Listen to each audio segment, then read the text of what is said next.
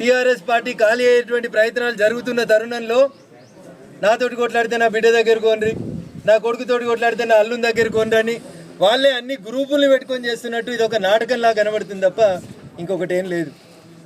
చెప్పాల్సి ఉండే నిన్నెవరో మధ్యవర్తులు వచ్చిరని ఇలా పేపర్లో చూసినాం.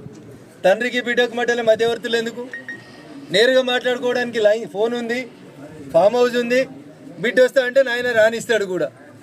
ఇవన్నీ కూడా ఈ రాష్ట్రంలో ఉన్నటువంటి సమస్యల్ని పక్కదారి పట్టించి వ్యక్తిగతమైనటువంటి ఎజెండాతోటి వాళ్ళ కుటుంబంలో ఏదో జరుగుతుంది, వాళ్ళే లీడర్లు కావాలనుకొని తండ్రి కొడుకు అల్లుడు వీళ్ళెవరు నచ్చకపోతే మళ్ళీ కూతురు దగ్గరికి పోయేందుకు ఇంకో కొత్త కుంపటి పెట్టాలన్నట్టు కనబడుతుంది.